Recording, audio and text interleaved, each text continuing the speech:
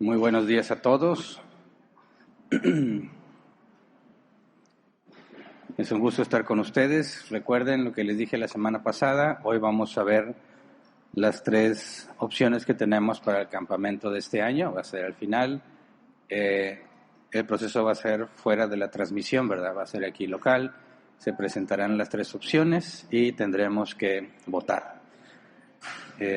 Recuerden que es bueno para la iglesia que separemos tiempo y dinero para ese tipo de actividades, para poder conocernos, para poder convivir y obedecer mejor lo que dice la Escritura al enfocarnos también en tiempos de comunión en la iglesia, ¿verdad? Entonces no lo olviden, vamos a tener ese tiempito para poder tomar decisión y obviamente las personas que son foráneos y estaban interesados en acompañarnos en el campamento, una vez tengamos la decisión, pues se va a comunicar a los que estén interesados. Bien, hoy continuamos con nuestro estudio de las obras del Espíritu Santo, pero se me fue de la mente en mi lista de temas, no recuerdo bien si este ya es el último o me falta uno más, les confirmo el otro domingo. Pudiera ser este el último, pero no estoy muy seguro y no quiero echarles mentiras. Entonces, hoy, partiendo de lo que vimos la semana pasada, de los dones del Espíritu Santo, hoy vamos a ver los frutos del Espíritu Santo, que a veces hay un poco de confusión entre unos y otros, porque decimos los dones del Espíritu no los pueden experimentar los que no son de Cristo, ¿verdad? Porque se requiere el Espíritu Santo para tener un don del Espíritu Santo. Pero cuando hablamos de los frutos del Espíritu Santo, esos sí pueden ser experimentados por los que no son cristianos. La pregunta es ¿por qué? Entonces tenemos que entender la diferencia entre don y fruto del Espíritu para poder comprender por qué. La semana pasada vimos que un don es una manifestación especial del Espíritu Santo en la persona que tiene el Espíritu Santo para el bien de los demás. No es para el beneficio propio. Claro que nos sentimos bien ejecutando, poniendo en servicio de los demás los dones que nos dio, pero el objetivo es que beneficie a nuestros hermanos en Cristo. Y es algo enfocado para la iglesia, no para el mundo. Es algo enfocado en la iglesia, es para beneficiar a tus hermanos en Cristo y, por consecuencia, solo aquellos que han nacido de nuevo pueden tener los dones del Espíritu. Entonces, el don, por la palabra griega, tiene que ver con el objetivo de generar ganancia, de beneficiar a otros, que sea de provecho a los demás. Y estudiamos con detalle cada uno de ellos en el original para entender qué es lo que el Espíritu Santo inspiró al apóstol Pablo al escribirlo, cuál es la palabra original que fue inspirada para escribirlo y entender a qué se refiere. Y también nos enfocamos a entender cuál es la ganancia, porque no estamos hablando de dinero, sino del extendimiento del reino de los cielos, de crecer en santidad, de la gloria a Dios. Entonces, cuando vimos la parábola de las minas, de algo que se te entrega y tienes que rendir cuentas en cuanto a lo que hiciste con eso, cómo lo multiplicaste, dijimos que los dones es algo que debes administrar, es algo que depende de ti que sea multiplicado y se te va a demandar por eso. No nada más eso, mencioné la doctrina de la mayordomía. Todo lo que tienes ha sido recibido por Dios, todo. Y de todo se te va a pedir cuentas, incluyendo los dones del Espíritu. Entonces, cuando venimos aquí a servir, estamos o debemos verlo como un enfoque de nuestro servicio a Dios sobre el cual vamos a rendir cuentas. No es algo opcional, no es algo si te alcanza el tiempo, no, es uno de los criterios por el cual va a ser medido tu fidelidad a Dios. Entonces tenemos que ponernos serios con este tema y ajustar nuestras vidas para poder servir como corresponde. Ahora, el día de hoy, que veremos los frutos del Espíritu, es esencial entender la diferencia entre unos y otros. Pablo nos da una lista de 9 frutos del Espíritu. Vimos que en el caso de los dones hay 2 listas y de ninguna manera podemos decir que son exhaustivas, es decir, que esos son los únicos que hay. Pero cuando Pablo menciona 9 frutos y ninguna otra mención, o quizás hay una forma de resumirlos como fruto de justicia, por así decir, bueno, tampoco podemos decir con toda certeza que son las únicas manifestaciones, pero al momento en que se especifica, como lo vamos a leer, en algo un poco más generalizado, podríamos decir que los frutos del Espíritu están en estas 9 categorías, que los podemos ver o experimentar en distintas aplicaciones, pero en las mismas 9 categorías. Entonces, antes de estudiar, vamos a orar así como estamos. Señor, te damos muchas gracias porque tu fidelidad nos sostiene. Si no fuera por tu fidelidad no estaríamos aquí, Señor. Te rogamos que por medio de tu Espíritu Santo nos ilumines, nos persuadas, que podamos llevar a la práctica lo que estamos aprendiendo, que no se quede solamente como conocimiento en nuestras mentes, sino que al llevarlo a la práctica sea convertido en sabiduría, para que podamos glorificarte como corresponde, Señor. Te damos gracias de antemano. Amén. Bien, en Gálatas capítulo 5 es donde Pablo nos da la lista de los 9 frutos del Espíritu. Y lo hace, a poner atención en eso, lo hace en contraste a las obras de la carne. Primero menciona las obras de la carne y luego habla de los frutos del Espíritu. De manera que para poder entender bien la diferencia necesitamos hacerlo o leerlo en el mismo orden que puso Pablo. Primero las obras de la carne para ver el contraste con los frutos del Espíritu. Entonces vamos a Gálatas 5, versículo 16 al 21. Gálatas 5, 16 al 21. Dice, así que les digo, vivan por el Espíritu y no sigan los deseos de la carne, porque ésta desea lo que es contrario al Espíritu y a su vez el Espíritu desea lo que es contrario a ella. Los dos se oponen entre sí, de modo que ustedes no pueden hacer lo que quieren. Pero si los guía el Espíritu, no están bajo la ley. Las obras de la carne se conocen bien: inmoralidad sexual, impureza, libertinaje, idolatría y hechicería, odio, discordia, celos, arrebatos de ira, rivalidades, desacuerdos, sectarismos y envidia, borracheras, orgías y otras cosas parecidas. Les advierto ahora, como antes lo hice, que los que practican tales cosas no heredarán el reino de Dios. Ok, los que practican tales cosas. Esto es lo natural en el mundo. Algo que yo he aprendido con los años es que mientras más pasa el tiempo, más conoces a las personas, más conoces de qué eres capaz. Y mientras más relación tienes con las personas, más dificultades experimentas en el trato con otras personas. Y te das cuenta de cuáles son los grados a los que las personas son capaces de llegar con tal de satisfacer sus propios deseos. Entonces, cuando vemos esta lista, algunas palabras pueden ser consideradas como fuertes, ¿verdad? Como orgías, impureza, quizás no lo entendemos muy bien. Impureza, la raíz griega tiene que ver con ser alguien sucio en el tema, no nada más moral, sino en el tema sexual. El libertinaje es no tener restricciones en la sexualidad, hacer lo que se te venga en gana según tus deseos. Y nuestra sociedad tiene mucho de eso, ¿verdad? Pero el punto es que eso es lo normal. Eso es lo normal en el mundo. Conforme vas creciendo y vas conociendo lo que hacen otras personas, yo me sorprendo, y no debería sorprenderme porque la Biblia dice con claridad esas cosas, pero me sorprende ver lo poco que vale el matrimonio en nuestra sociedad cuando las personas de cierta edad, ya tienen ciertos años de casados, empiezan a experimentar problemas por mala comunicación, malos entendidos, desacuerdos, las cosas propias de la vida en cuanto a la rutina, los hijos, etcétera, etcétera. No saben lidiar, no saben arreglar sus problemas y pisotean el matrimonio como si fuese cualquier cosa. Y luego se preguntan por qué están tan mal, se preguntan por qué les va mal. No les importa. Es sorprendente ver cómo son descarados, ruines, mienten como si fuese lo más normal del mundo y lo ven como algo cotidiano, ¿no?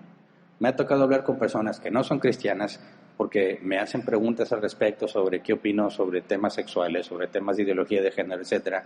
Y cuando les digo, me dicen, no es cierto, no puede ser que hay personas que existan así, no puede ser que existan personas que llegan vírgenes al matrimonio, me dicen. No puede haber, no existen personas, no existen muchachas vírgenes con las que te puedas casar, hijo, eso no existe, eso es falso. Y bueno, eso depende de con quién te juntes, ¿verdad? ¿Cuáles son los lugares a los que frecuentas? ¿Cuáles son tus amistades? Y no creen que una persona pueda mantenerse fiel. Estás casado y tienes una aventura, bueno, pues es normal, ¿verdad? Todos lo hacen. No, eso puede deshacer tu matrimonio. ¿Pero por qué? Si muchos lo hacen. Y es sorprendente ver que no entienden el problema. Están tan habituados a eso que les parece normal y se asombran del que no piensa así. Entonces lo que dice el apóstol Pablo es, esas son las obras de la carne. Eso es lo que el mundo hace normalmente. Eso es a lo que ellos están acostumbrados. Entonces, cuando hablamos de los cristianos, de los hijos de Dios que no son del mundo, Jesús dijo, están en el mundo, pero no son del mundo, ¿qué es lo que esperas encontrar como lo normal en los cristianos? Y ahí es donde Pablo hace el contraste de las obras de la carne, lo que es normal en el mundo, y luego lo que se supone debe de ser normal en los cristianos. Gálatas 5, 22 y 23. Dice, en cambio, el fruto del Espíritu es amor, alegría, paz, paciencia, amabilidad, bondad, fidelidad, humildad y dominio propio. No hay ley que condene estas cosas. Así que hace un contraste entre borracheras, hechicerías, idolatrías, orgías, impurezas, libertinajes, odio, discordia, celos, arrebatos de ira, etcétera, etcétera. Pone el contraste: amor, gozo, paciencia, bondad. De manera que un cristiano le sería imposible ocultar que es cristiano. ¿Me explico? Sería imposible ocultar que eres cristiano. Sin embargo, me topo casos donde me dicen que son cristianos y digo, nunca me lo hubiera imaginado. Jamás hubiera pasado por mi mente que te consideres cristiano. Algo no me cuadra, porque cuando tú ves el contraste entre lo que es natural en el mundo, las obras de la carne, y lo que debe de ser lo natural en los cristianos, es una diferencia drástica, imposible de ocultar. Imagínate que tú estás en una empresa y hay una persona que es cristiana y los demás no. ¿Debiera haber diferencia en el trabajo de esa persona? Una radical diferencia. De hecho, las empresas deberían estar felices de contratar cristianos. Y muchas veces no es así. Salió un comentario en mi trabajo donde decían, oye, ¿sí sabías que fulano dice que es cristiano? Dije, ¿en serio? Ni ellos le creyeron. Decían, hombre, ese ni es cristiano, ¿no? Fíjate cómo habla y cómo dice y qué hace y que el otro. Ese ni es cristiano, pero él afirma que es cristiano. Y la verdad, yo jamás hubiera pensado que se identifica a sí mismo como cristiano. Ha de ser la ideología del cristianismo, no sé, que ahora te puedes identificar como tú quieras.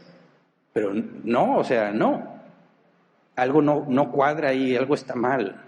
Entonces, cuando Pablo hace ese contraste, debe comunicarnos qué es lo normal entre cristianos y qué es lo normal en el mundo. Ahora, unos puntos que pueden ser algo aquí confusos entre las obras de la carne, por ejemplo, dicen celos. En el versículo 19 dice, las obras de la carne se conocen bien: inmoralidad sexual, impureza y libertinaje, idolatría, hechicería, odio, discordia, celos, arrebatos de ira. Esas dos pueden ser algo confusas, porque la Biblia dice que Dios es un Dios celoso, ¿verdad? Y aquí dice que los celos son obra de la carne. Entonces, ¿cómo es que los celos son obra de la carne, pero Dios es un Dios celoso y Él no está haciendo nada malo? ¿Son los celos malos? Sería la pregunta. Los arrebatos de ira. Aquí está mostrado arrebatos de ira como obra de la carne. Pero Pablo dice, airaos, pero no pequéis. De manera que la ira en sí misma no es pecado. Pero aquí está mencionado los arrebatos de ira como pecado. Entonces, ¿es o no la ira obra de la carne? ¿Son o no los celos obra de la carne? ¿Qué responderías? ¿Es malo que tú seas celoso? ¿Que tú seas celosa? ¿Es pecado? Pues a ver, estoy casada, puede decir una señora, yo puedo celar a mi viejo porque es mi viejo, ¿verdad? Mi trabajo me ha costado. ¿Pero es pecado que sea celosa? Aquí dice que los celos son obra de la carne. Andas muy carnal cuando celas. Tú puedes decir, hombre, ese viejo que se lo lleven, dice. ¿Y qué voy a andar celándolo? Es más, lo pongo en oferta. Gratis que se vaya, dicen algunas señoras. Las he escuchado, No lo estoy inventando. ¿Cómo respondemos entonces a los celos? ¿Son obra de la carne? Porque si Dios es un Dios celoso, pero al mismo tiempo la Biblia afirma que Él es perfecto, sin mancha, entonces los celos en sí mismos no pueden ser el problema, pero hay que explicarlo. ¿Qué pasa cuando una persona cela a otra? No hablemos del matrimonio. Imagínate que un muchacho anda alborotado, como yo les digo, andan alborotados con la muchacha. Ellos piensan que nadie sabe, ellos piensan que nadie se da cuenta, pero ya cuando pasan los años es muy fácil ver el alborotez, no sé si estés de acuerdo conmigo, ¿verdad? Es obvio, súper obvio, se les ve en la cara, en su comportamiento, hablan como tontos, y todo les causa risa, es muy obvio que estás alborotado, es muy obvio que te gusta, pero él piensa que nadie sabe, ¿verdad? Él piensa que nadie sabe, y ellas también piensan que nadie se da cuenta. Lo asombroso es que entre ellos dos no se dan cuenta, pero creo que todos alrededor decimos, es muy obvio, ¿verdad? Ahora imagínate, no son nada y empieza a tener celos. El chavo ve que la chava está platicando con otro muchacho y le dan celos. ¿Es pecado? ¿Mm? Dios dice, yo soy un Dios celoso, por eso no tendrás dioses ajenos delante de mí.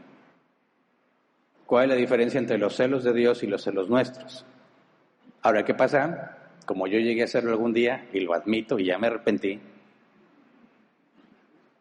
a mí me daban celos que mi esposa, cuando éramos novios, pues le sonriera a un impío incircunciso cualquiera. Para mí es todavía tan hermosa su sonrisa porque se le regala a los demás. Entonces ella volteaba y se sonreía con alguien y le decía, ¿qué pasó? Ya te andas chiflando entonces. ¿Dónde está la exclusividad aquí, verdad? ¿Esto es de Dios o no es de Dios? Me arrepentí, no tiene de malo sonreír, pero puedes decir con facilidad que esos celos son pecado. ¿Por qué? Bueno, si tú piensas en un ser imperfecto como todo ser humano, excepto Jesús, el celo consiste en tener a alguien para ti, ¿verdad? En una exclusividad, una relación que solo tú quieres tener. El punto es que tú no eres lo mejor que esa persona puede tener, porque estamos llenos de defectos y de errores. Entonces, cuando tú celas a alguien y no dejas que conviva con nadie más, o que hable con nadie más, o que tenga compañerismo con nadie más, tú estás siendo egoísta porque estás pensando en ti, no en el bienestar de esa persona. Pero obviamente cuando están casados hay un contrato de exclusividad. Por tanto, dejará el hombre a su padre y a su madre y se unirá a su mujer y serán una sola carne. Monogamia. No hay espacio para más personas en esa relación. Es correcto decir, oye, hay relaciones que no puedes establecer con una persona del sexo opuesto que no es tu cónyuge. Y ahí es correcto ser celoso, porque estamos en un vínculo del matrimonio. Pero si todavía casado digo, no le puedes sonreír a nadie, estoy pecando. ¿Por qué? Porque yo no soy el máximo bien que puede tener mi esposa, o ella piensa que no. Pero Dios es el máximo bien. Si Dios dice, yo quiero que estés con nadie más que conmigo, eso es lo mejor que te podría pasar. De manera que los celos de Dios son buenos para nosotros, pero los celos nuestros no necesariamente, porque no somos el máximo bien para los demás. Por eso no hay ningún problema en que Dios diga, yo soy un Dios celoso, porque el hecho de que Él te quiera a ti solamente, exclusivamente para Él, es lo mejor que te puede pasar. Implica que no experimentarías el mal, ni el dolor, ni la enfermedad, ni la tristeza. Entonces, resolvemos el tema de los celos. Ahora el tema de la ira. Arrebatos de ira es obra de la carne. Pero Pablo dice, airaos, pero no pequéis. Y la Biblia dice que Dios, uno de sus atributos es la ira. Está asociado con la justicia. Cuando hay injusticia, Dios se llena de ira. La ira es la consecuencia de que no se haga justicia. La ira es la demanda de Dios por hacer justicia. Pero es una obra de la carne en los arrebatos de ira. Y yo creo que lo podemos resolver muy simple. Digo, yo lo he visto en niños pequeños. Yo me acuerdo, antes de casarme, de hecho, yo creo que a todos les pasa. Antes de casarse piensas que tú no vas a cometer los errores de los demás, ¿verdad? Que tú vas a educar a tus hijos bien. Que tus hijos no van a ser chiflados. Dices, es tan fácil. No sé cómo ellos no lo hacen, ¿verdad? Es tan fácil. Yo no voy a dejar que mi hijo se chifle. Y he visto que no soy el único que lo dice. Yo conozco personas que decían, no, mi hijo no va a ser chiflado. Y luego dices, qué chiflado es ese muchachito, ¿verdad? Y ella, la señora o el señor decían que sus hijos no iban a ser chiflados. Pero bueno, me imagino que has visto niños que no les dan lo que quieren y empiezan a patalear y a aventar las cosas. Se avientan al suelo y lloriquean, esperando a que su mamá le diga, ya, cállate, ten. ¿Verdad? El niño piensa que se le hizo una injusticia al no comprarle lo que él quiere. Él piensa que es injusto y expresa la ira que corresponde a la injusticia según su propia opinión. Y hay adultos que siguen igual que los niños, que se enojan y empiezan a tirar las cosas, azotan la puerta. Eso es falta, bueno, ahorita vamos a ver, no me voy a adelantar. Esos son arrebatos de ira, pero injustificados. He visto algunos videos cuando están, por ejemplo, en el Super Bowl. ¿Alguien vio el Super Bowl? Es la primera vez que yo veo un Super Bowl. Nos pusimos de acuerdo en mi familia y nos pusimos a verlo y estuvo bien reñido, estuvo muy emocionante, como que no le iba a ningún equipo. Entonces, cualquiera de los dos que ganara, muy bien. Pero luego vi los videos de las reacciones del equipo que perdió, personas tomando su pantalla plana, la arrancaban y la pateaban y inventaban las mesas y todo. Esos son arrebatos de ira. La pregunta es ¿esa ira es obra de la carne o es un atributo comunicable de Dios? Para que la ira sea justa, tiene que ser en base a la justicia bíblica. Si tú ves que se maltrata al pobre y te llenas de ira, tu ira no es pecaminosa. Tu ira es justa, porque está de acuerdo a la justicia de Dios. Pero si tú querías te compran algo, no te lo compran y te enojas y manifiestas ira, entonces estás pecando porque esa ira no está de acuerdo al estándar divino, ¿verdad? Entonces la ira no es el problema es por qué te estás airando. ¿Se entiende? Ahora, cuando vemos los frutos del Espíritu, amor, alegría, paz, paciencia, amabilidad, bondad, fidelidad, humildad y dominio propio, leámoslo en la Reina Valera 60, porque me parece que, como yo me los aprendí así también, me parece que es más claro entender la diferencia entre cada palabra. Amor, gozo, paz, paciencia, benignidad, bondad, fe, mansedumbre y templanza. Tú podrías hacer una categoría de 3 en 3 en respuesta a lo que vemos como las obras de la carne. Las obras de la carne tienen que ver con el ámbito sexual, tienen que ver con tu temperamento y tu relación con los demás. Y los frutos del Espíritu también. Aunque un mismo fruto del Espíritu puede ayudarte a contrarrestar distintas obras de la carne, hay una correlación que los frutos del Espíritu están totalmente en contra de las obras de la carne mencionadas. Es lo que explica Pablo primero. La carne es opuesta al Espíritu y el Espíritu es opuesto a la carne. Dice, de modo que no puedes hacer lo que tú quieras. Si tú eres nacido de nuevo, tienes el Espíritu Santo y debes de manifestar los frutos del Espíritu. Entonces vamos a ver brevemente cada uno de los frutos en el original para tratar de tener una idea clara de qué es lo que se supone que debemos de tener. Y evaluemos, cada uno de nosotros, cómo andas en ese fruto. Porque no son opcionales, ¿verdad? Si tienes el Espíritu Santo, debes tener todos los frutos. Pero no somos perfectos. El único hombre que tiene todos los frutos plenamente es Jesús. El único hombre que tiene todos los dones del Espíritu es Jesús. El único hombre que tiene todos los ministerios es Jesús. Nosotros vamos a tener distintos grados de nuestro servicio, de ministerios, de dones, de frutos. Entonces empecemos con el amor. Siempre hay que tener en claro que muy pocas veces la Biblia habla sobre el amor filos, amor de complacencia. Casi siempre habla del amor ágape, el amor por decisión. Este es un fruto del Espíritu.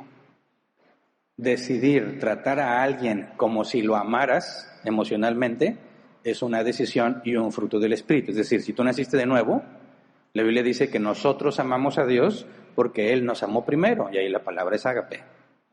Y entonces Jesús dice, ama a tus enemigos. La condición para que tú puedas manifestar ese amor es que primero Dios te haya mostrado su amor en la regeneración, el nuevo nacimiento.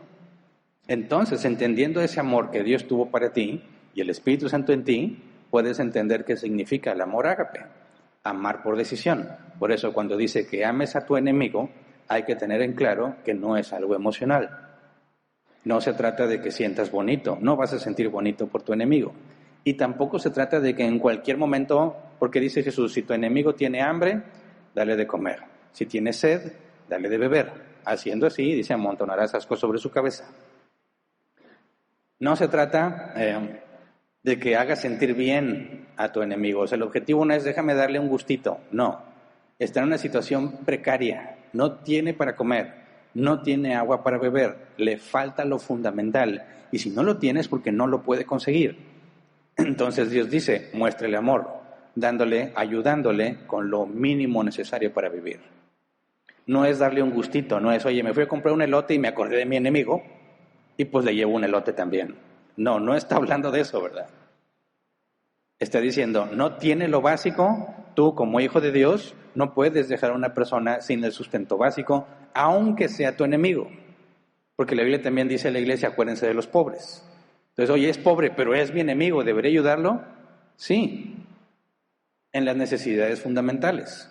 Ese es el amor ágape. Y ese es el mismo amor que se le demanda al esposo para la esposa. El amor ágape. No emocional. El amor filos de complacencia sube y baja, viene y va. A veces se sienten bien a gusto juntos, a veces que no se soportan juntos. Pero ese no es el amor que se demanda el amor ágape. Entonces espera que un cristiano manifieste amor ágape. Luego sigue el gozo. Gozo, la palabra griega se traduce como, algunos la traducen así como alegría.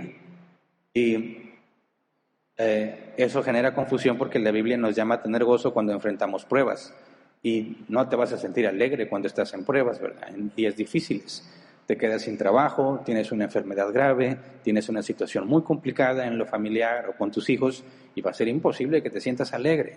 Entonces, cuando la Biblia dice que tengas gozo, hay que aclarar que el gozo, aunque incluye la alegría, por definición en la palabra original no es alegría. El diccionario ejemplo dice así, la palabra griega, que es kair, dice, tiene conexión directa con la palabra charis, que es gracia. Por lo tanto, el gozo es deleitarse en la gracia de Dios, experimentar la gracia de Dios, estar consciente de la gracia de Dios. ¿Qué implica? ¿Qué es sentir gozo? Puedes sentirte alegre, es algo que puede incluir, pero el gozo es decir, estoy consciente de que lo que tengo es gracia. O sea, no lo merezco y no me lo gané. No son mis méritos. Sea lo que sea que tengo, se me ha dado a pesar de mis acciones, no gracias a mis acciones. Por eso, si estoy en pruebas y la Biblia dice que yo debo tener gozo, ¿qué significa? ¿Que me sienta feliz? No. Sino que diga, ok, estoy enfrentando días difíciles y aún esto es por gracia. Porque si mi Dios me diera lo que me merezco, sería mucho peor. Entonces, en lugar de quejarme, ¿por qué me tienes así, Dios? ¿Por qué a mí? Como si merecieras algo mejor. El gozo es decir, gracias Señor, porque si me dieras conforme a lo que merezco, ya hubiera sido condenado. Las cosas serían mucho peor. Eso me puede llevar a una alegría de decir, qué bueno que Dios no me da lo que merezco. Oye, pero te está yendo muy mal, pero me debería ir peor. Entonces, experimentar el gozo, es decir, estoy consciente que todo lo que llego a recibir es por gracia. Y si es por gracia, entonces no tiene que ver necesariamente que si me lo merezco porque hice lo bueno o me lo merezco porque hice lo malo. Porque si Dios te diera lo que te mereces por hacer lo malo, no estarías aquí, ¿verdad? Y si Dios te diera lo que te mereces por hacer lo bueno, no te daría nada. Entonces, sea lo que sea que tengas, que tú consideres que te va bien o que te va mal, el gozo consiste en decir, esto es gracia. Y debo estar agradecido. Y cuando realmente entiendes eso, no importa qué difícil esté tu situación, tú puedes estar en paz, no estresado, angustiado, con la úlcera, la acidez, que ya no aguantas cómo. No, descansas, sabiendo que aún esa situación es por gracia. Luego sigue la paz. Este es tristemente muy mal utilizado. La paz, dicen algunos que la paz es el medidor de Dios. Si te sientes en paz significa que vas bien. Si no tienes paz significa que estás mal. Entonces las personas cuando van a tomar decisiones importantes buscan qué es lo que les da paz. Si tengo la decisión A y la decisión B, ¿cuál es la que viene de Dios? ¿Cuál es la correcta? Pues donde sienta más paz. El problema es que el pecado también te hace sentir bien, ¿verdad? Si no, no pecaríamos. Si el pecado fuese algo muy desagradable, no nos atreveríamos a pecar. ¿Quién quiere estar haciendo algo que no le agrada? El pecado se vuelve desagradable una vez que te dio cierto tiempo de placer, cierto tiempo de bienestar.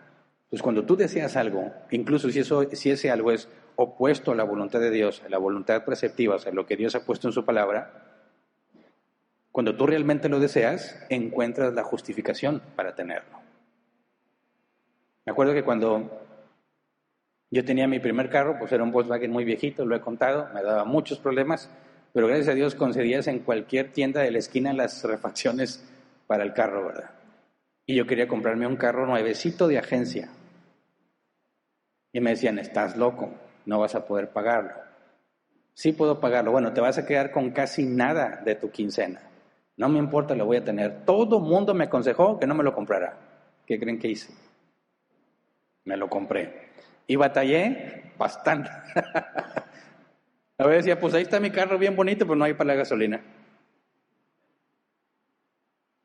Ok. Cuando tú tienes algo que lo deseas, no importa que todos te digan que no, encuentras la manera de convencerte de que hay una buena razón para tenerlo, ¿verdad?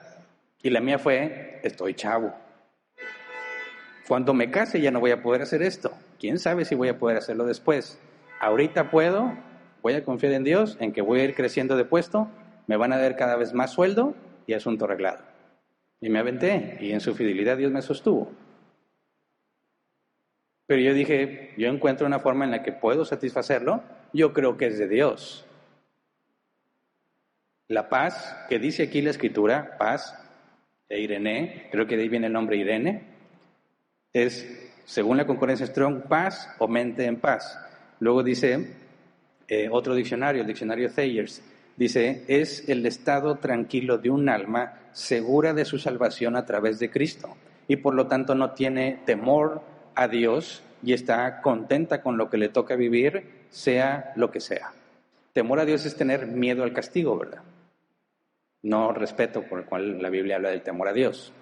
Entonces, cuando hablas de paz, esta paz que Jesús dice, mi paz les dejo, mi paz les doy, yo no se las doy como el mundo la da, es paz que sobrepasa todo entendimiento, no está basado en un bienestar físico o espiritual en que ahorita me siento en paz. No, la paz de la que habla la Escritura como un fruto del Espíritu es aquella que dices, yo sé que estoy en paz con Dios, que Dios me ha recibido como hijo, por lo tanto, no importa lo que pase, la Escritura dice, todo obra para bien. Entonces, cuando llega la noche y tengo muchos problemas, me acuesto y duermo tranquilamente, casi como si dejara de existir. Oye, pero ¿cómo puedes dormir en medio de tanto problema? Porque yo sé que ninguna cosa creada me podrá separar del amor de Cristo. Esa es la paz mencionada aquí, no si te sientes en paz para tomar una decisión. ¿Me explico? Hay personas que roban y tienen la adrenalina cuando están robando, pero una vez que robaron y no los encontraron, se sienten en paz. Y ni modo que digan, ay, la paz del Señor que sobrepasa todo entendimiento. No es eso. Es paz porque sabes que estás en paz con Dios. Se parece al concepto hebreo shalom. El concepto hebreo shalom es, si tú cumpliste la ley, te va a ir bien. Entonces, para que tú tengas paz, significa que estás obedeciendo a Dios. Yo quiero tener una vida en paz, implica, haz las cosas que tienes que hacer, cumple con lo que te comprometiste, paga tus tributos, incluso en el Nuevo Testamento cuando estaban con la invasión romana, paga al César lo que es del César, entrega los impuestos del templo, etcétera, etcétera. Si haces todo lo que tienes que hacer, te vas a evitar muchos problemas y vas a estar en paz. Esa paz que experimentas por hacer las cosas bien es la paz que tienes con Dios, porque por medio de la ley, si tú cumplías la ley y ofrecías los holocaustos y los sacrificios como correspondía, tú podías estar en paz con Dios y Dios te bendecía. Entonces la palabra griega tiene que ver aquí con ese concepto hebreo, de que estoy en paz con Dios, pero ya no es por mi comportamiento, no es por las obras de la ley, sino por medio de Cristo. Entonces, como yo sé que en última instancia Dios tiene el control de todas las cosas, aunque me está yendo muy mal, yo puedo estar en paz. No pierdo la esperanza, porque sé que Dios no me dará una prueba que no puedo resistir. ¿Se entiende?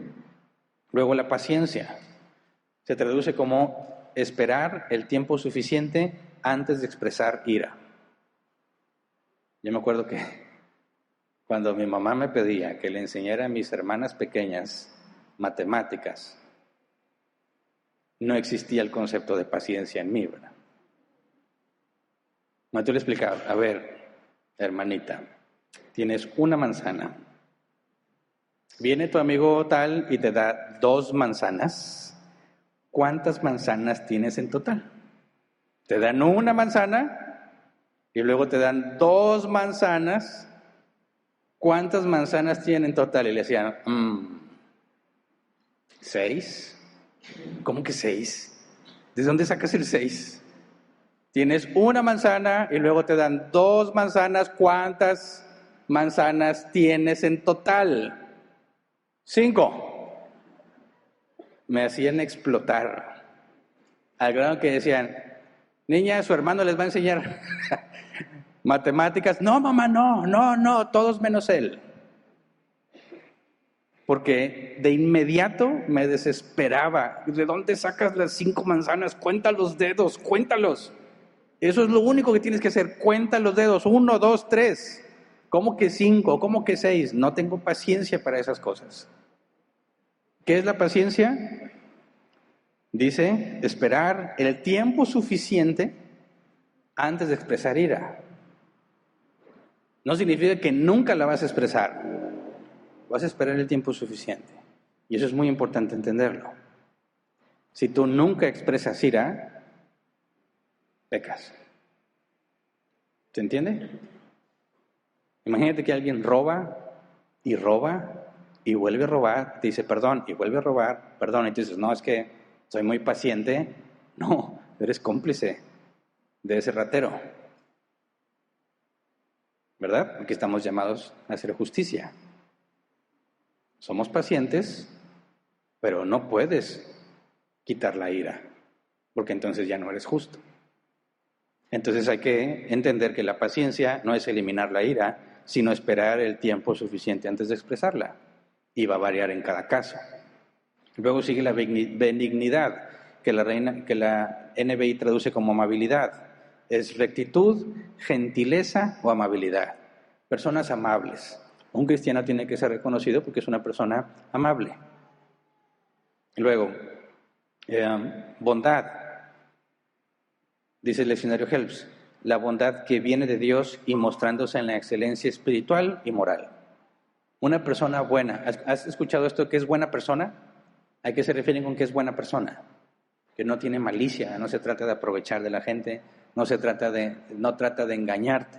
Por ejemplo, es muy difícil encontrar un buen mecánico, porque saben que no sabes y te mienten con tal de sacarte dinero. Pero encontrar un buen mecánico es alguien que te va a decir, mira, esto es muy simple, te voy a cobrar 100 pesos nada más, aunque él pudiera inventarme lo que sea y sacarme 2,000 pesos. Esa es la parte de la bondad. Un cristiano debe ser reconocido por alguien que es bueno, en el sentido de que no trata de aprovecharse de los demás. Luego sigue fe, que la NBI pone como fidelidad. Dices, ¿la fe es un fruto del Espíritu? No está hablando de la fe que es necesaria para la salvación. La palabra fe también se traduce como fidelidad o ser confiable. Entonces, no puede ser aquí que un fruto del Espíritu es la fe, porque para que tengas un fruto del Espíritu, primero tuviste que haber nacido de nuevo, de manera que necesitaste la fe primero. No está hablando de esa fe salvadora, está hablando como la palabra que se utiliza es la misma palabra cuando dice que los hijos de los ancianos deben de ser fieles, o algunos traducen que deben de tener fe. Bueno, ¿significa que un pastor tiene que tener hijos cristianos? No, porque no depende del pastor que sean cristianos, ¿verdad? Pero tienen que ser fieles, confiables, en el sentido de que tienen que ser educados, tienen que ser hombres y mujeres de bien, porque ese es el ejemplo en el cual han sido enseñados. Entonces, cuando aquí vemos el fruto de fe, es fidelidad, ser confiable. A un cristiano debe ser reconocido en cualquier lado como una persona confiable, a la que le pides que haga algo, lo hace, y si no puede, te avisa. Por ejemplo, un cristiano no haría lo que creo que sí les platiqué. Me enteré de una persona que entró a trabajar en la empresa y de repente ya no estaba. El primer día se había ido. ¿Y qué razón les dio? No, dijeron que se iba a echar un cigarro y se fue. Ni siquiera dijo que ya no iba a regresar. No dijo, oye, voy a fumarme un cigarrito. Ah, claro, ve. ¿No? Se fue. Oye, todo el tiempo que le invirtieron y la capacitación y el proceso de entrevistas y todo, y se va. Un cristiano jamás debería hacer algo así. Eso muestra que no eres confiable. Si te pidieron, oye, por favor, hazte cargo de eso, te tienes que hacer cargo de eso. Y si no puede, dices, oye, no puedo, ayúdame, o cómo le hago para poder cumplir con lo que me encomendaste. Lo mismo sucede aquí en la iglesia. Se te encomienda una responsabilidad, tienes que ser confiable. Es un fruto del Espíritu que seas confiable en lo que se te encarga, en lo que se pone en tus manos. Luego, mansedumbre, ser manso. Una traducción es suave o gentil. Y esto es muy peligroso malentenderlo, porque genera hombres afeminados. Mira, a mí me sirvió mucho explicárselo así a una compañera de trabajo no cristiana, ¿verdad? Que estaba hablando yo ese tema con otros compañeros y ella dijo, ¿y qué tiene de malo un hombre femenino? Le dije, pues es que los hombres no deberían ser femeninos. Y ella pensaba que yo me refería a que no se deben de vestir con color rosa o cosas así. Le digo, no, los colores no pertenecen a un género en particular, ¿verdad? Lo que me refiero es que un hombre debe de ser alguien capaz de hacer daño. Si no, no sirve. Y costó trabajo que me entendieran a qué me refiero. Dice, o sea, que tienen que ser violentos. No. Si es violento, ya no es manso. La mansedumbre consiste en que tú tienes poder, la capacidad para hacer mucho daño, pero no lo haces. O sea, le expliqué, piensa en este caso, era una muchacha. Tú vas por la calle y vas con tu novio. Y pasa un hombre cualquiera y te toca donde no debería tocarte. ¿Qué esperas que haga tu novio? Dice, pues que me defienda. ¿Cómo te va a defender? Pues que le ponga un alto. ¿Y qué pasa si lo quiere seguir haciendo el otro? Pues que no lo deje. ¿Qué clase de novio necesitas para enfrentar físicamente a esa otra persona? Si es un novio afeminado, no va a hacer nada. Va a buscar quien lo proteja. O, como he visto en algunos videos, va a correr y te va a dejar ahí. No, es que a él no le gustan los problemas. No, es que es cobarde y es débil. No es lo mismo que mansedumbre. Mansedumbre es aquel que sabe que puede hacer daño, pero no va a usar la violencia a menos que sea necesaria. Y antes de que desgarren sus vestiduras, eso es lo que Jesús va a hacer. Cuando estuvo aquí en la tierra, fue manso y humilde. ¿Qué va a hacer cuando regrese? Va a destruir a sus enemigos. Apocalipsis da una imagen muy gráfica sobre un caballo blanco con sus vestiduras ensangrentadas, va a matar a todos con la espada de su boca. Lo vimos el domingo pasado con la parábola de las minas. A estos que no me querían por rey, tráiganlos y mátenlos delante de mí. ¿Por qué no lo hizo antes? Tenía el poder para hacerlo, él mismo lo dijo. Le dijo a Pilato, mi reino no es de este mundo, ¿verdad? Podrían mandar ángeles y nada de esto pasaría. Pero es necesario que se cumpla la voluntad del Padre. Jesús pudo haber acabado con todos los soldados romanos que lo estaban maltratando, por supuesto, pero decidió no hacerlo por sujetarse al Padre. Eso es mansedumbre. No es de que, no, pues es que no, me da miedo, no soy tan fuerte, es más alto que yo. ¿Cómo vas a defender a tu familia? ¿Cómo vas a defender a tu mujer? Un hombre femenino es porque se siente en el bando de las mujeres de que lo protejan y que lo defiendan. Eso es pecado. No es ser como Cristo. ¿Quién es el que se encarga de que su iglesia sea preservada? El mismo Dios, contra todos sus enemigos. ¿Qué hizo con todos los enemigos de Israel? ¿Qué hizo en el diluvio? La mansedumbre consiste en decir que tenemos un ejemplo, quizás es saber usar la espada, pero no usarla a menos que sea necesario. Eso es ser manso. Y eso es lo que se le demanda a los cristianos. Tristemente se confunde y piensan que ser cristiano es decir, ya no me meto en problemas. No, sí me voy a meter en problemas solo cuando es necesario meterme a los problemas. Sí tengo que dar la cara cuando tengo que defender a mi familia, cuando tengo que defender a mis hijos. Oye, pero los cristianos no hacen eso. ¿Cómo no? ¿Dónde te sacas que los cristianos no lo hacen? Lo evitamos a toda costa, pero cuando ya es inevitable, tendremos que hacerlo. Entonces, la mansedumbre es usar la fuerza solo cuando es necesario. Hasta en la ley de Moisés lo tenías. Y si alguien entra a tu casa y es de noche y lo matas, no eres culpable de asesinato. Eso es lo que llamamos legítima defensa. Dice, pero si es de día y entra a tu casa y lo matas, eres culpable de asesinato. ¿Por qué? Porque de día podías pedir ayuda, podías hacer algo para evitar que robe. De noche no sabes quién es y defiendes lo que es tuyo. ¿Se entiende? Entonces, hay que tener mucho cuidado con la mansedumbre cuando hablamos de ser cristianos, porque hay cristianos a los que los maltratan, los avergüenzan públicamente, se burlan de ellos y ellos piensan que por ser mansos no pueden decir nada. No, eso es un grave error. Eso es debilidad. Jesús contestaba cuando le decían, ¿verdad? Cuando le preguntaban, respondía. Cuando lo acusaban, refutaba. Tienes que saber responder. Tienes que saber lidiar con esas cosas en el orden correcto, en su debido tiempo, pero tienes que estar preparado. Y por último habla de la templanza, que la NBI traduce como dominio propio. La traducción es dominio o autocontrol. El autocontrol. Estaba leyendo, y estoy de acuerdo en gran parte de lo que leí, que decían que estamos en una situación donde las próximas generaciones, o sea, cuando los que son niños ahora, adolescentes, lleguen a la madurez, lleguen a ser adultos, dice, vamos a enfrentar algo complejo en cuanto a que a la gran mayoría de los niños, de los muchachos, de los más jóvenes, no se les ha enseñado a tener autocontrol, sino a dejarse llevar por lo que sienten. Y eso es muy grave, porque si sobrevivimos, para vivir en armonía en la sociedad tienes que tener mucho autocontrol. ¿Qué pasa si le dijeras todo lo que quieres decirle a tu jefe? ¿Seguirías trabajando ahí? ¿Qué pasa si le dijeras a cualquier otra persona que te cae mal todo lo que piensas de ellos?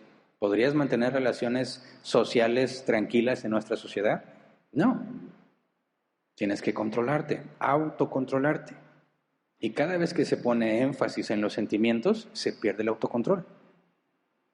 Eso va a generar violadores, abusadores, golpeadores. ¿Por qué? Porque en lugar de dominarse, se dejan llevar. Va a ser peor para las mujeres. Con tratar de decirle al niño, al adolescente que siga sus sentimientos, se pierde el autocontrol. Y va a generar mucho daño. Un hombre sin autocontrol es muy peligroso. ¿Se entiende el problema? ¿Qué evita que un hombre abuse sexualmente de una mujer? ¿Qué es lo que lo evita? Si el hombre se siente atraído por ella, ¿qué va a evitar que abuse de ella? Pues se tiene que autocontrolar. Y dices, bueno, también para eso están otros hombres, para que le impidan hacer eso. Pero si los otros hombres también son femeninos, ¿qué va a pasar? Nadie los va a poder detener. Va a ser mucho problema si no se genera un cambio. Los cristianos deben de tener autocontrol.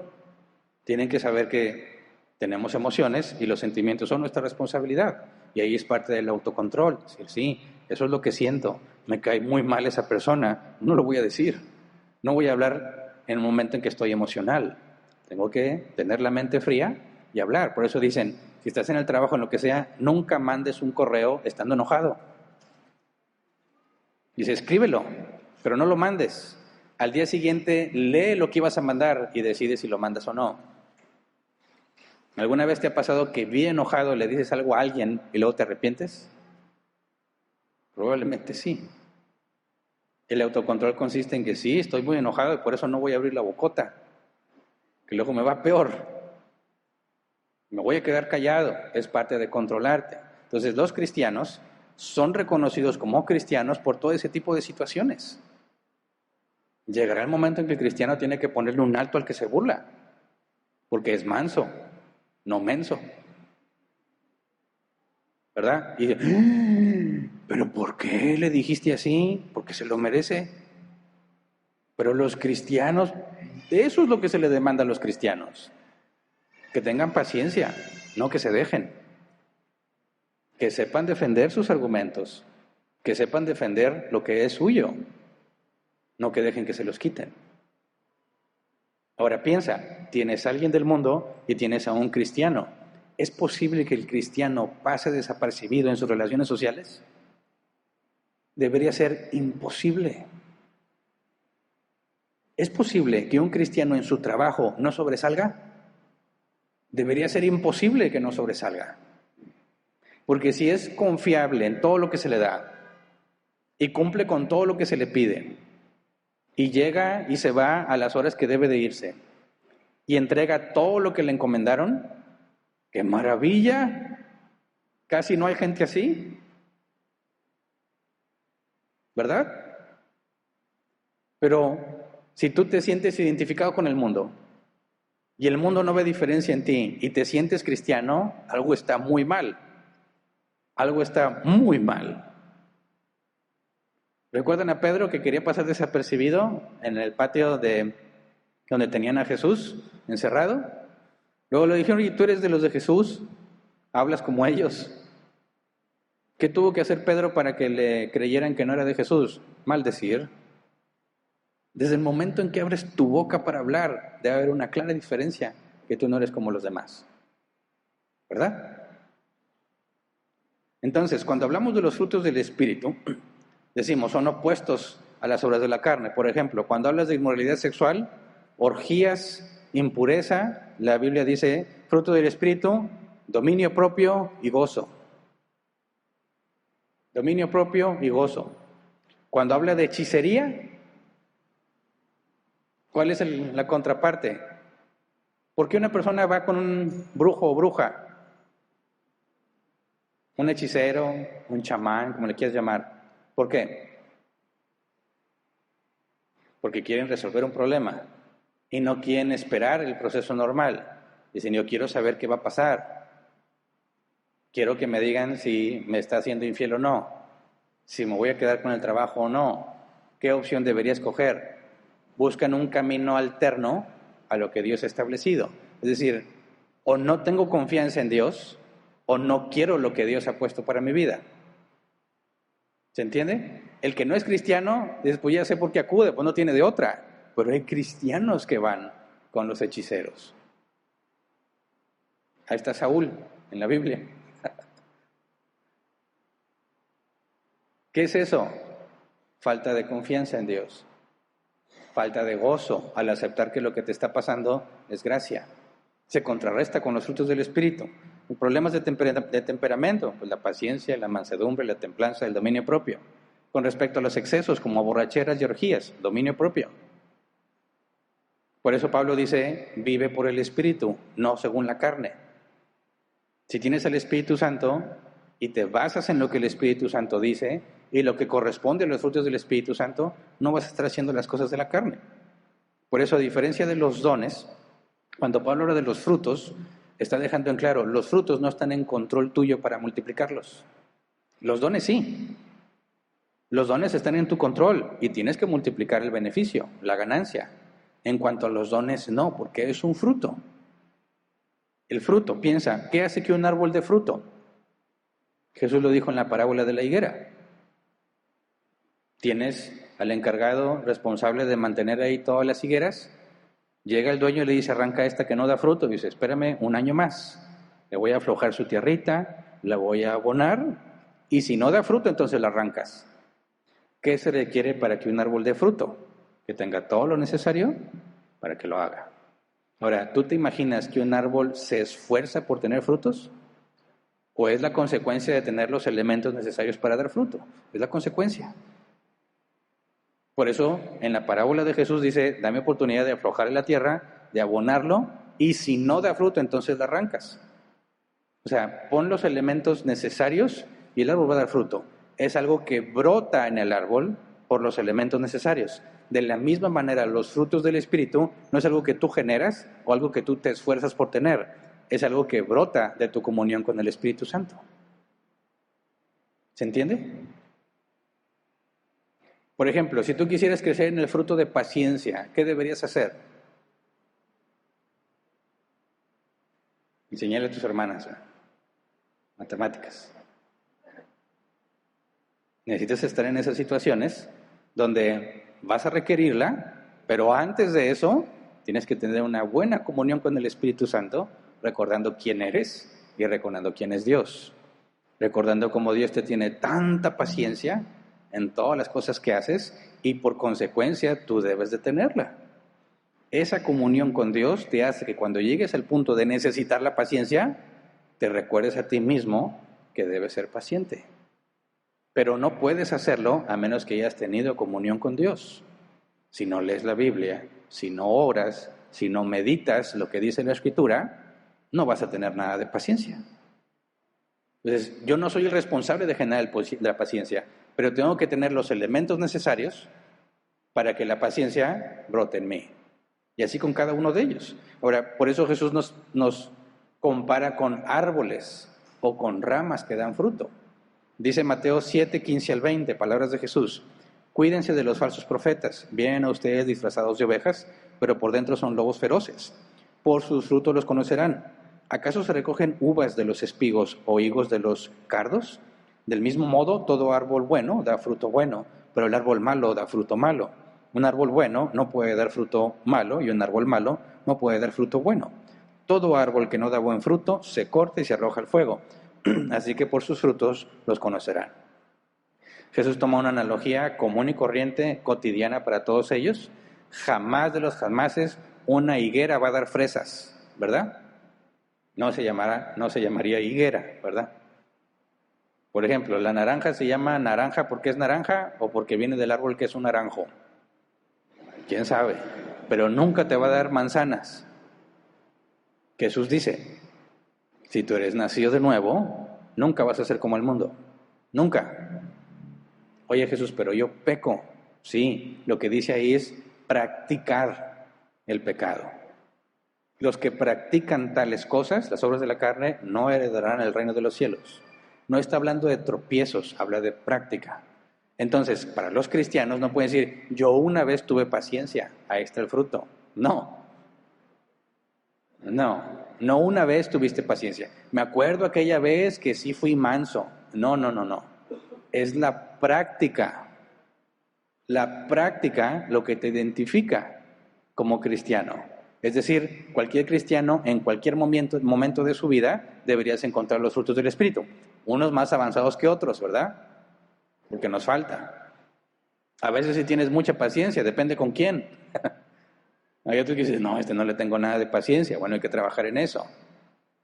Templanza, dominio propio, amabilidad. A veces andas de malas, no eres amable, hay que trabajar en eso.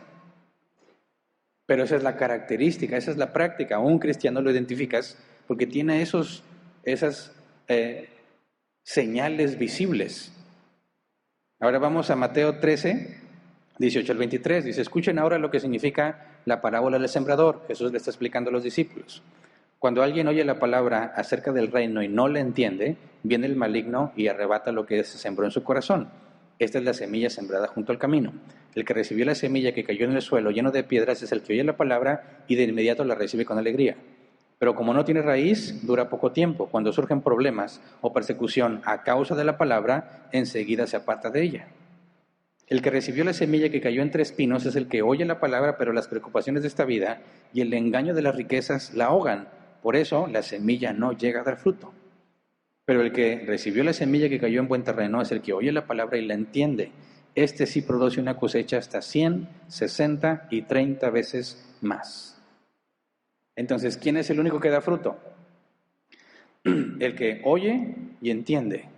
El que es buena tierra. Pero fíjate los demás. El primer caso no entendió nada, ¿verdad? No hay ningún fruto en él. En el segundo caso, dice, cree enseguida. Pero a causa de la persecución, enseguida se aparta de ella. Tú le hablas de Dios a alguien y dices, sí, se me interesa, pero nomás empieza a tener problemitas, dice, ay, no, sabes que ya, no quiero, no me funciona. ¿Qué implica? Que toma las prácticas del mundo nuevamente. El otro caso, que ese es el más peligroso, versículo 22, el que recibió la semilla que cayó entre espinos es el que oye la palabra, pero las preocupaciones de esta vida, y el engaño de las riquezas la ahogan. Por eso la semilla no llega a dar fruto. No se murió la planta. Ahí está, pero no da fruto. ¿Qué le va a pasar a esa planta? Va a ser echada afuera. Fíjate bien, creyó, entendió, pero las cosas de esta vida, el engaño de las riquezas, las preocupaciones de esta vida, hacen que no dé fruto. ¿Qué significa eso? Bueno, que hay personas que asisten a la iglesia y se congregan, y puede ser sin falta cada reunión, pero no dan fruto, porque el fruto no se va a generar porque vengas aquí a escuchar la predicación. Eso tiene que ver con tu estudio de Dios, con tu momento de oración, con tu escudriñar la palabra y meditar lo que estás haciendo. Eso es lo que va a poder producir fruto en ti, no el hecho de que vengas. Por supuesto que es un mandato venir, poner nuestros dones al servicio de los demás, pero eso no va a generar fruto. Así como también se nos manda que oremos en la congregación, también Jesús dijo, cuando ores, entra a tu cuarto y cierra la puerta. Las dos cosas son demandadas, que oremos aquí en la congregación y que tú en lo privado te pongas a tener comunión con Dios. Jesús oraba con sus discípulos y también dice la Escritura que se apartaba a un lugar solitario a orar. Las dos cosas, no nada más una. Ni nada más oras en privado y no te congregas, ni nada más congregarte y no tener comunión en privado. Las dos cosas. Hay personas, y es muy triste, que tienen los dones del Espíritu Santo. Tú ves que sus ministerios son usados por Dios, pero luego los ves cayendo en pecados graves, aunque no tenían los frutos del Espíritu. Porque en medio de todas las cosas que tienes que hacer para un ministerio y para trabajar, no te queda tiempo para pasar comunión con Dios. Por eso dice, no me acuerdo del autor, yo no lo inventé, pero dice que antes de que un hombre caiga en público, mucho antes cayó en privado. ¿Se entiende? Cuando nosotros nos damos cuenta, porque se hace público, eso significa que el problema ya lo tenía desde hace mucho tiempo. Y el problema ya había empezado desde hace mucho, dejando de hacer lo que tenía que hacer, pero se manifiesta después cuando se hace público.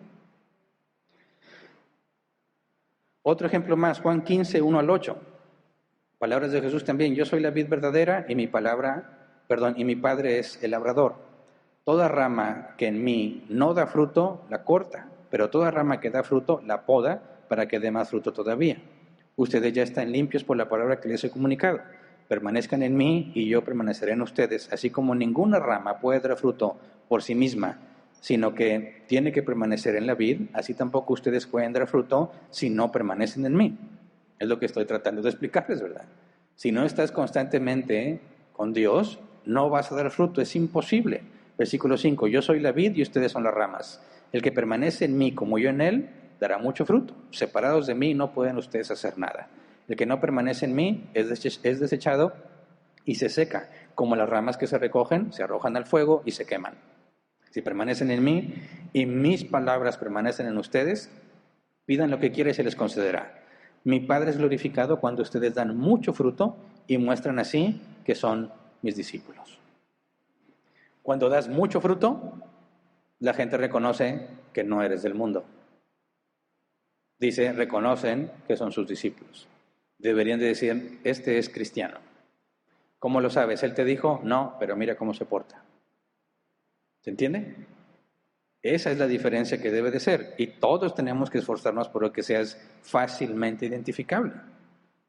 Entonces, ¿los frutos del Espíritu pueden ser experimentados por los no cristianos? ¿Has conocido personas no cristianas que son muy pacientes? Sí. ¿O no?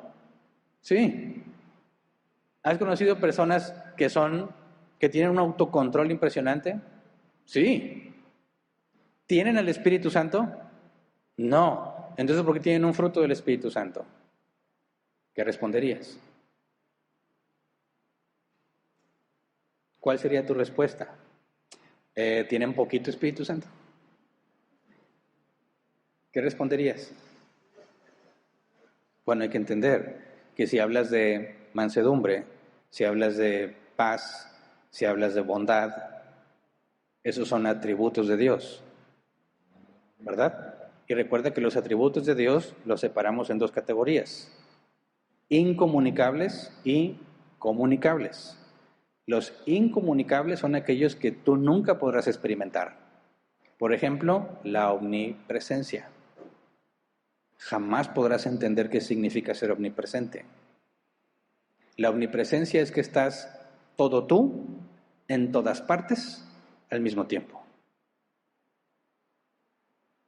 ¿Cómo le hacemos para entender eso? Es imposible. La omnisciencia, que sabes todo aquello que es verdadero y todo aquello que podría pasar, jamás lo vas a entender. Por eso es un atributo de Dios incomunicable, porque las criaturas no lo pueden experimentar. Pero los atributos comunicables, cualquier ser humano los puede experimentar, porque es hecho a imagen de Dios. Cualquier ser humano puede experimentar la justicia o puede ejecutar la justicia, aunque no tenga el Espíritu Santo. Cualquier ser humano puede experimentar bondad, aunque no tenga el Espíritu Santo, porque es un atributo comunicable y somos hechos a imagen de Dios. Pero un don del Espíritu Santo, ese es imposible que lo tenga un no regenerado. Los pueden falsificar. Esos predicadores que sus iglesias están llenas de gente y la gente dice, wow, mira, usan esta misma falacia de, no creo que 6,000 personas estén equivocadas. Pues sí, sí están equivocadas, las 6,000, porque lo que les enseña no es bíblico. Pero parece que es bíblico, parece que tiene el don de enseñar, parece que Dios lo está usando. No, porque no nada más se refiere a que sepas explicar una idea, sino que expliques la palabra de Dios. La palabra de Dios, no invenciones tuyas o falsa doctrina. Entonces puede haber maestros muy buenos, falsos maestros, pero para que sea un don del Espíritu Santo no es nada más ser maestro, sino ser maestro de la palabra de Dios, porque el beneficio es para la iglesia nada más. Puede haber un muy buen maestro de matemáticas y ese no es un don del Espíritu Santo. ¿Me explico? Entonces, cuando pensamos, el Espíritu Santo en mí, tantas cosas que el Espíritu Santo hace en mí, tantas obras en la vida del cristiano, prácticamente no haces nada si no es por medio del Espíritu Santo. Aun cuando oramos, dice la Escritura que Él intercede por nosotros, corrigiendo las barbaridades que decimos. ¿Cómo sabes qué es lo que más te conviene cuando pides? No tienes la idea. Tú piensas que es lo mejor, pero no somos omniscientes. Por eso dicen que si tuviéramos nosotros la omnisciencia que Dios tiene, jamás pediríamos algo distinto a lo que nos da.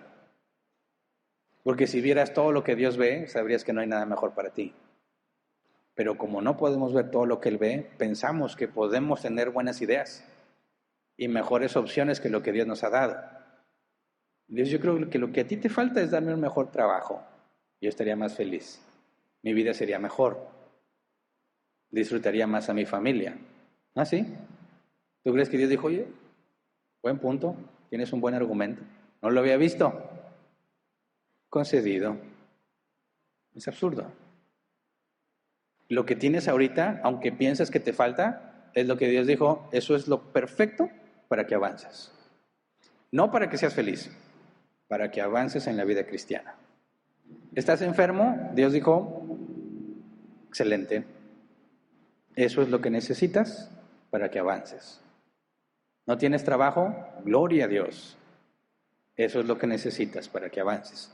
No somos las mascotas de Dios para que estemos contentitos y nos ponga el pañalito y nos saque a pasear.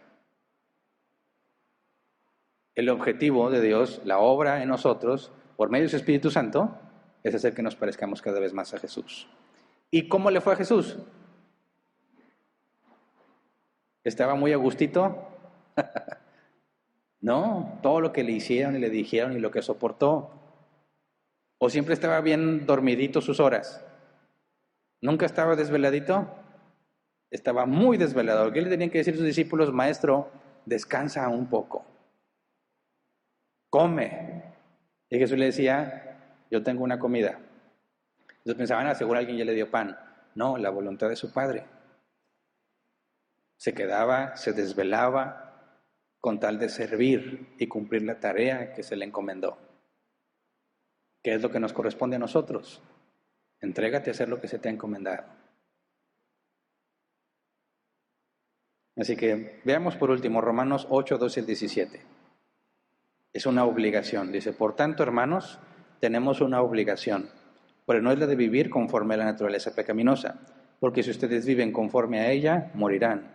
Pero si por medio del Espíritu dan muerte a los malos hábitos del cuerpo, vivirán. Porque todos los que son guiados por el Espíritu de Dios son hijos de Dios. Y ustedes no recibieron un espíritu que de nuevo los esclavice al miedo, sino el Espíritu que los adopta como hijos y les permite clamar, Abba, Padre. El Espíritu mismo le asegura a nuestro espíritu que somos hijos de Dios. Y si somos hijos de Dios, somos herederos, herederos de Dios y coherederos con Cristo, pues si ahora sufrimos con Él, también tendremos parte con Él en su gloria. Entonces, mis hermanos, los frutos del Espíritu son una obligación para nosotros. Es decir, la comunión personal con Dios es una obligación para que no vivamos según la carne. Por lo tanto, si nada más vienes aquí y es el único contacto que tienes con la Biblia, es el único contacto que tienes en la oración, estás pecando. Y tu vida va a ser cada vez más carnal, aunque te estés congregando. Te engañas a ti mismo. Tú tienes que asegurarte que en algún momento del día tienes comunión con Dios. Lo ideal es que todos los días tengas un momento en el que sabes que ese momento, no importa qué más tengas que hacer, ese momento no es negociable. Y ese momento tienes que hacer un alto y tienes que hablar con Dios. Tienes que meditar en su palabra y en lo que estás haciendo. Eso te va a llevar a los buenos hábitos cristianos que van a empezar a hacer que el fruto brote en ti. Y entonces eres fácilmente reconocible como un hijo de Dios. Pero es tu responsabilidad buscar esos tiempos de comunión. Y es muy común, y también lo he experimentado, oye, pero es que estoy bien cansado y acabo muy tarde. ¿Ok? ¿A qué hora Jesús se iba a orar en las noches? ¿Qué pasaba con sus discípulos mientras se iban a orar? Se quedaban todos dormidos. Era tarde, la noche era avanzada y Jesús estaba orando.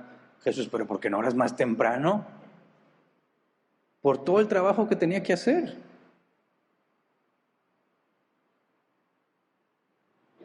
Entonces, si Jesús hacía eso, ¿qué excusa tenemos nosotros?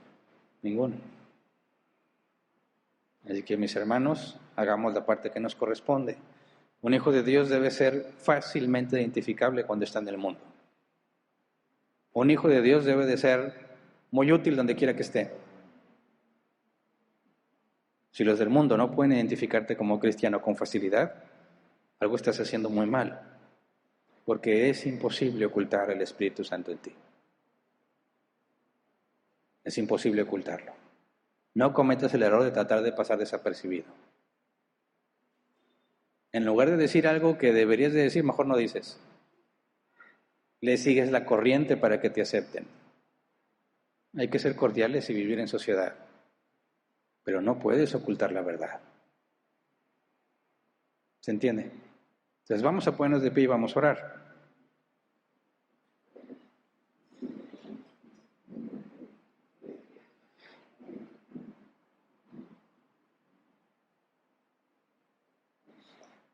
Los frutos no se pueden acelerar. No vas a dar fruto cuando tú quieras. Como los árboles, hay un ciclo, ¿verdad? Y en su tiempo darás fruto. Así que no se trata de que hoy llegues y dices, voy a generar mucho fruto. No. Tienes que empezar a aflojar la tierrita, ¿verdad? Empezar a abonarlo. Empezar a decir, bueno, no estoy acostumbrado a ponerme a estudiar la Biblia, pero tengo que encontrar el momento en que tengo que empezar a meditar. ¿Qué momento tienes? Tienes que pensar y ubicarlo. Oye, pues voy en el camión y hago como 2 horas de trabajo. ¿Y qué haces? Pues me duermo. Bueno, hay ahí 1 hora, 2 horas muy buenas para que medites en las cosas de Dios. Oye, pero voy en el camión. ¿Y qué? No tienes que estar diciendo en voz alta lo que piensas.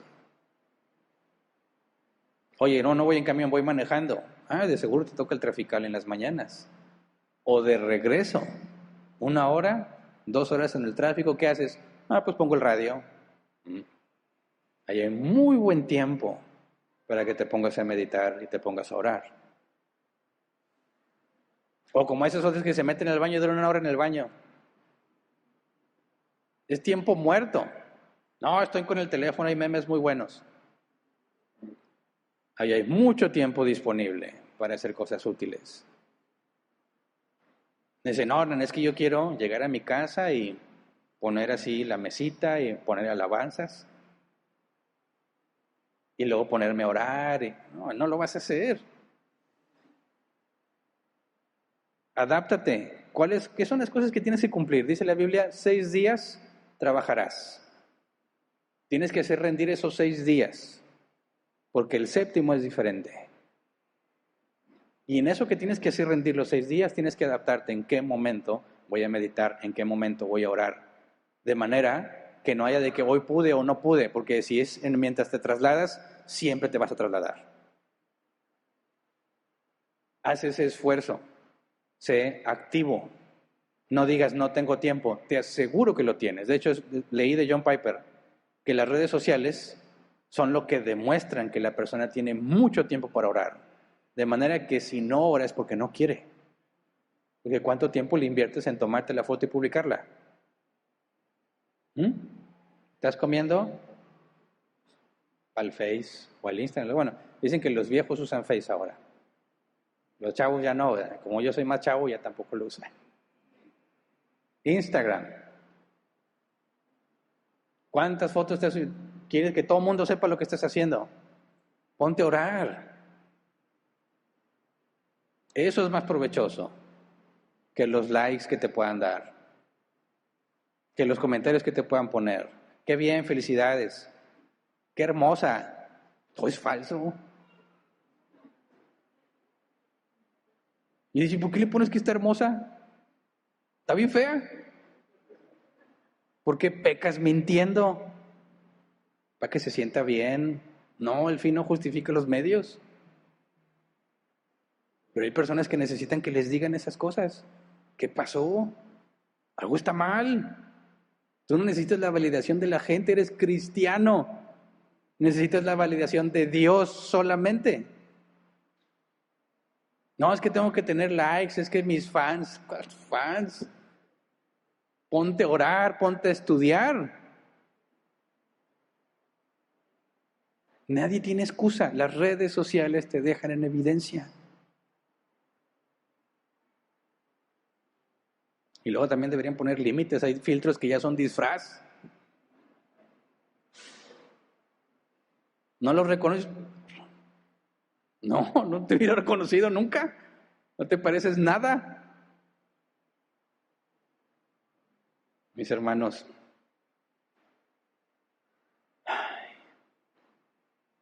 hay tanto que hacer. Tanto que se te va a demandar. Llegarán días en que es muy difícil organizar tu tiempo. Sé sabio en cómo administras tu tiempo. Es 1000 veces mejor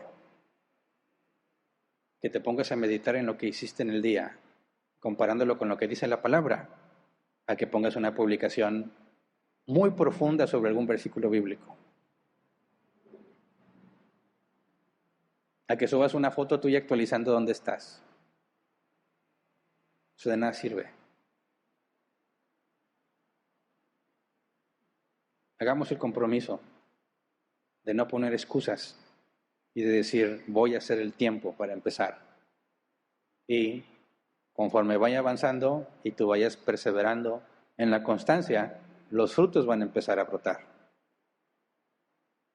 Es nuestra obligación. De lo contrario, vas a ser seducido por la carne. Y Jesús es muy claro. Si no genera fruto, es arrancado y es echado al fuego. Con todos tus likes, con todas tus publicaciones, con todo lo que hayas hecho que es inútil para la vida cristiana. Así que vamos a orar. Señor, queremos pedirte perdón porque no tenemos excusa para descuidar el estudio de tu palabra. A todos nos has dado 24 horas al día. Y tú nos diste el ejemplo de todo lo que se puede hacer si nos proponemos obedecerte. Tú a veces no comías, a veces no dormías, pero siempre te apartabas a orar. Pusiste como máxima prioridad esa relación. Ayúdanos a imitarte.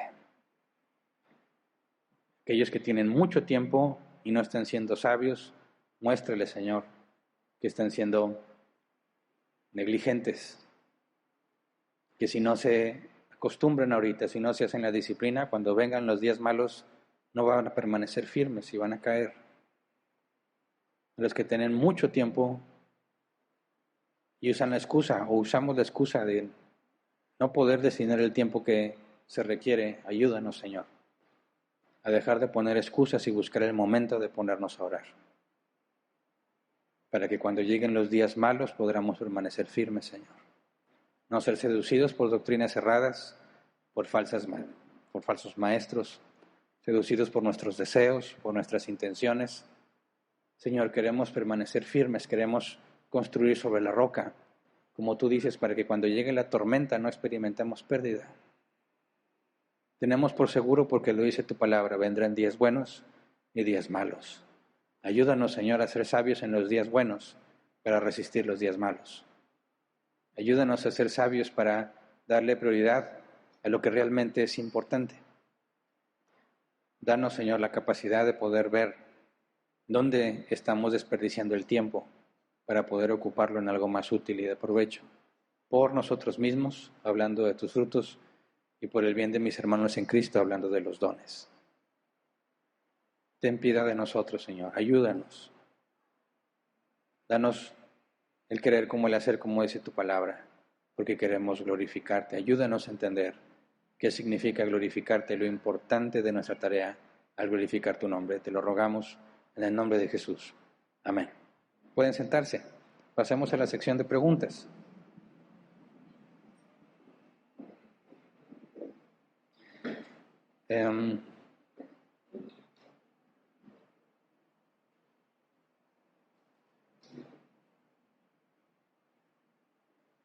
Déjenme cargar aquí el grupo de WhatsApp.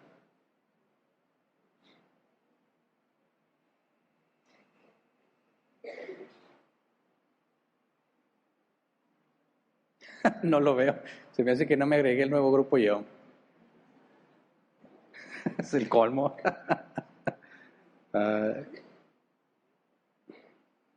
¿Pueden poner el QR para agregarme?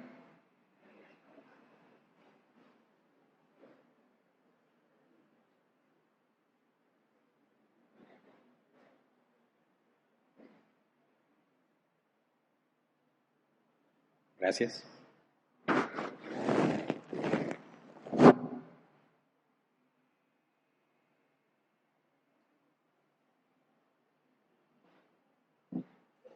No puede ser, como me acabo de agregar, no voy a ver nada, ¿verdad?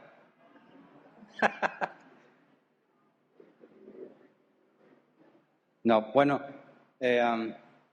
¿me prestas tu teléfono? ¿No trajiste tu teléfono? Porque es Día del Señor, ¿qué? ¿Tu hija? ¿Tampoco? Porfa. Bueno, ya traen uno.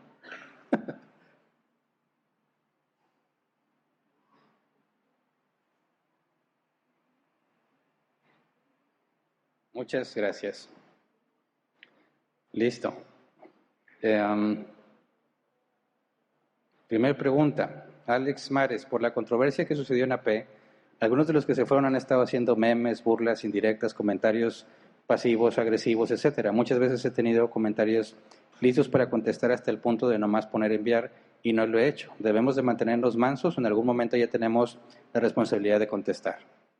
Mira, en este caso en particular, y puede ser con cualquiera a quien ya hemos tomado o ya hemos seguido el proceso bíblico necesario, es decir, aplicaría la mansedumbre en el sentido de decir, ok, se está empezando a presentar el problema, voy a tener paciencia, quizás es un malentendido. Siempre que alguien se quiere burlar de ti o pretende dañarte, tenemos que tener la precaución de asegurarnos que efectivamente esa es su intención, ¿verdad? Si alguien se burla o hace un comentario burlón acerca de ti, no debes reaccionar ya asumiendo que te quieren ofender. El primer paso debería ser, oye, no entendí, o sea, ¿lo estás diciendo porque me quieres ofender o es un chiste? Porque no te puedes ofender hasta estar seguro que esa es la intención, ¿verdad? Y si ya te dicen, no, si es que te quiero ofender, que no te lo van a decir nunca, ¿verdad? Van a decir, no, es que no lo entendiste, pero ves que insisten, oye, ¿sabes qué? Ya te había dicho una vez, yo creo que sí lo haces con una intención incorrecta, ¿de qué se trata? Ese es el primer paso, que no sabes qué está pasando. Pero en el caso particular de los que se fueron, ya sean burlas y al mismo tiempo se dicen cristianos, ellos mismos están cayendo en evidencia que no están procediendo como la Biblia dice, ¿verdad? Y más que verlo como especie de burla o contestarle, más bien es una clara evidencia de cómo debemos interpretar lo que están haciendo. Porque si alguien asegura tener la verdad y asegura ser usado por Dios, tú esperas que la evidencia en su comportamiento refleje lo que Dios dice en su palabra. Y cuando ellos hacen ese tipo de cosas, están haciendo lo opuesto completamente. Ahora, con ellos ya se siguió el debido proceso. Ellos son los que rechazaron el proceso bíblico. Hicimos la parte que nos correspondía y al negarse ellos, Jesús es muy claro, ¿verdad? Si ya hicimos la parte que nos corresponde y ellos se niegan, ya es un asunto entre Dios y ellos. Ya no tenemos ninguna necesidad de estar tratando de hacerles ver o hacerles entender. Por eso dice la Escritura que no devuelvas ofensa por ofensa, ni insulto por insulto, más bien bendice. Entonces, la mansedumbre era todo ese proceso de tolerar inicialmente lo que pasó, seguir el proceso bíblico, y una vez que ellos rechazan el proceso bíblico, ya no hay más que podamos hacer, ¿verdad? Ya queda entre Dios y ellos, porque agotamos los recursos que bíblicamente nos correspondían.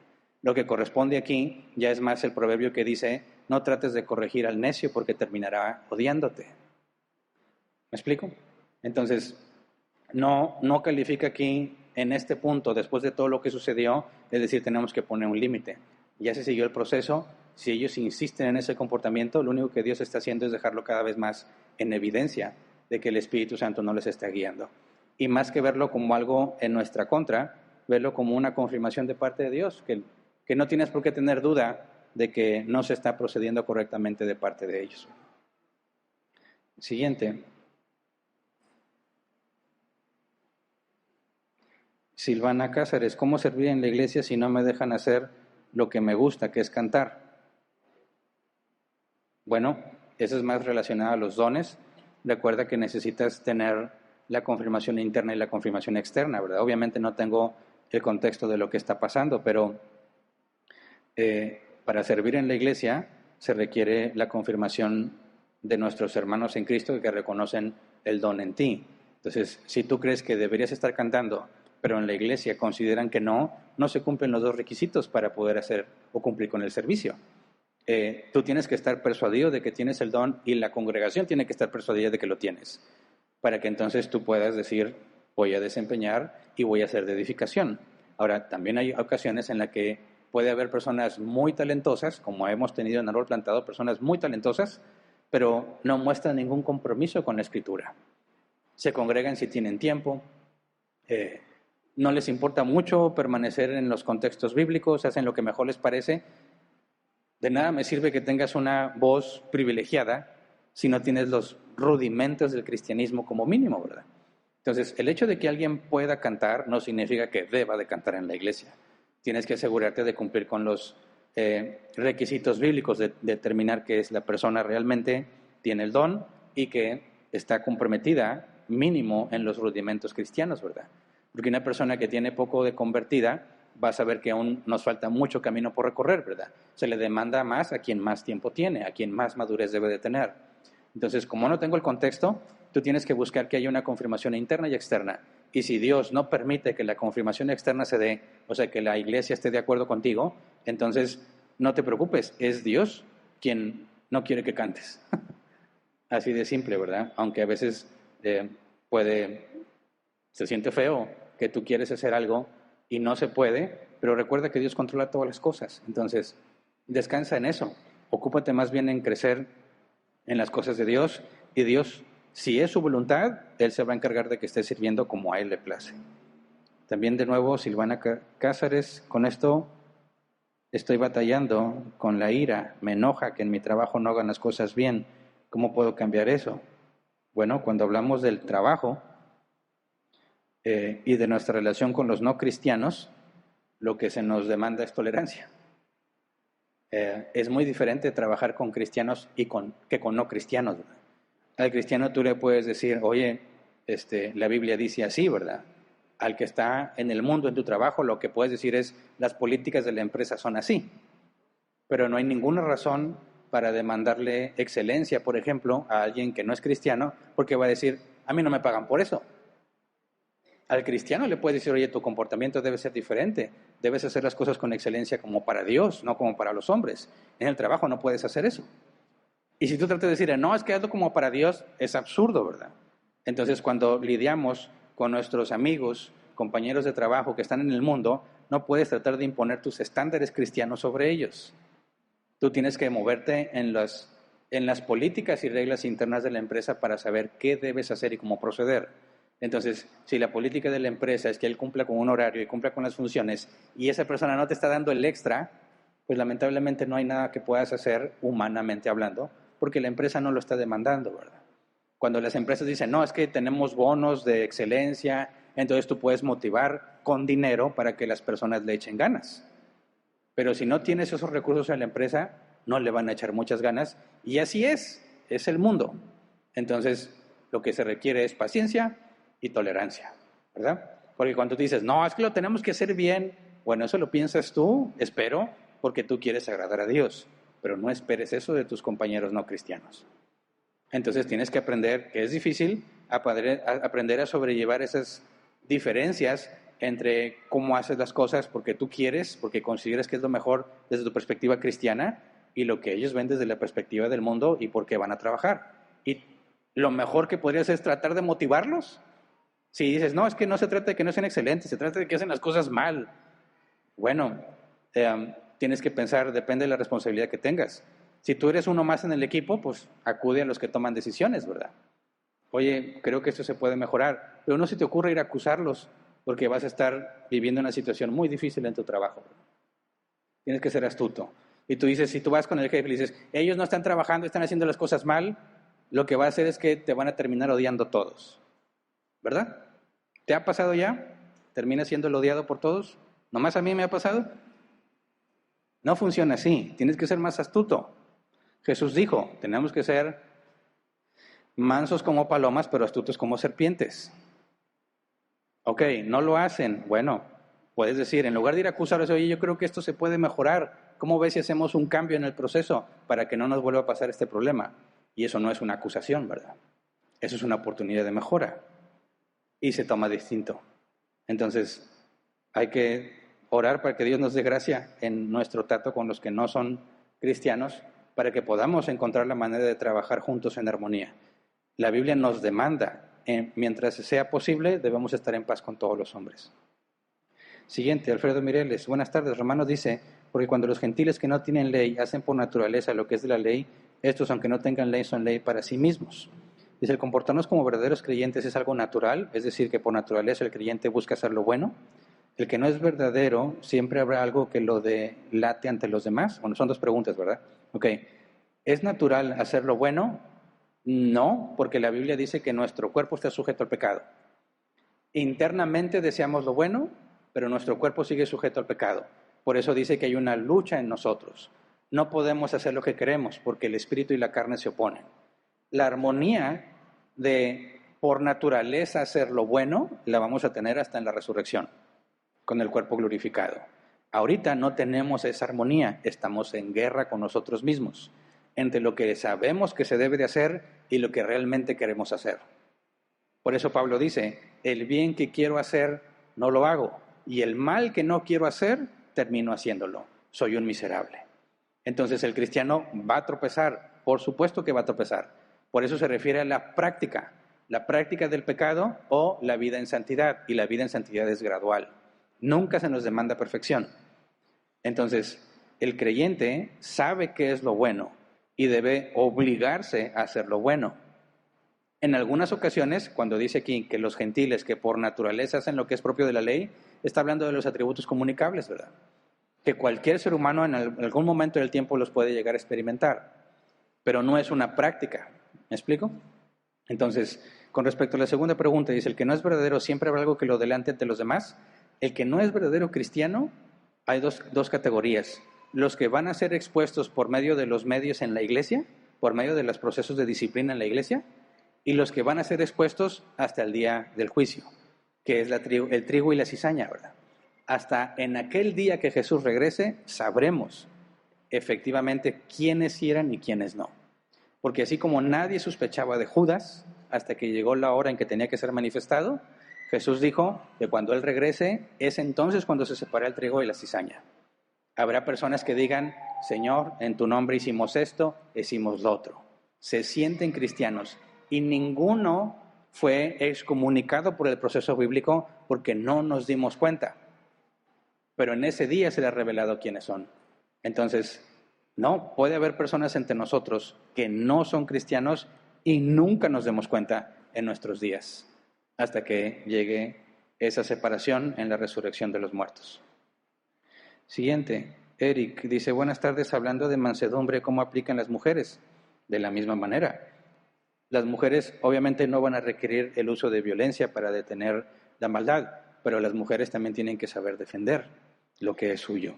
Y si te fijas, de hecho, las mujeres no necesitan la violencia física. Ellas son violentas de otra manera.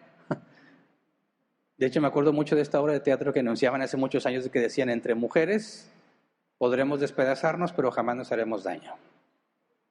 Las mujeres tienen unas técnicas muy distintas a los hombres. Por ejemplo, si tú estás hablando entre hombres y alguien se pone muy agresivo, todos los hombres sabemos en qué puede acabar eso.